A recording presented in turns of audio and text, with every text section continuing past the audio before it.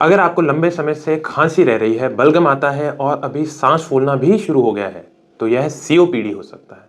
COPD यानी chronic obstructive pulmonary disease. यह फेफड़ों की बीमारी है जिसमें फेफड़े धीरे धीरे डैमेज हो जाते हैं, जिससे उसके अंदर हवा का फ्लो कम हो जाता है और पेशेंट को सांस लेने में तकलीफ आती है।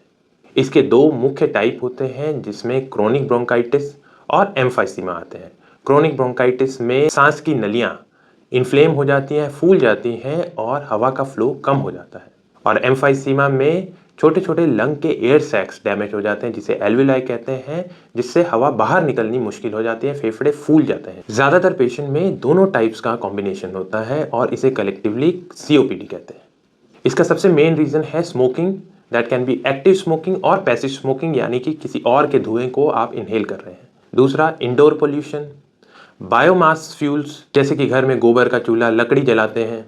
इसके अलावा डस्ट, लॉन्ग टर्म कोई केमिकल इनहेलेशन, केमिकल फैक्ट्री में काम करते हैं, और अदर ऑक्यूपेशनल एक्सपोजर्स की वजह से भी सीओपीडी हो सकता है।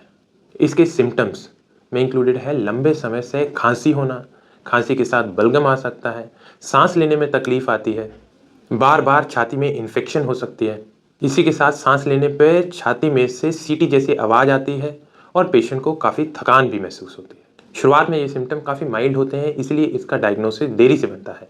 और इसके डायग्नोसिस में सबसे इम्पॉर्टेंट है स्पायरोमेट्री टेस्ट। इससे हमें पता लगता है कि लंग्स में हवा कैसे अंदर और बाहर जा रही है, कितनी आसानी से जा रही है।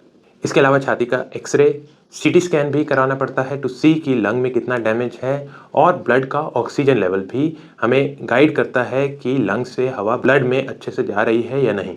सीओपीडी के ट्रीटमेंट में सबसे इंपॉर्टेंट है स्मोकिंग को पूरी तरह से बंद करना। अगर सांस लेने में तकलीफ आ रही है तो इनहेलर्स का यूज़ किया जाता है, जिससे सांस के रास्ते खुलते हैं और हवा का फ्लो बेटर होता है।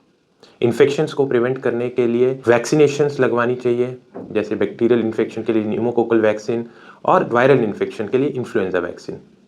चौथा, रेगुलर एक्सरसाइज, चेस्ट फिजियोथेरेपी करना ज़रूरी है to improve the lung capacity.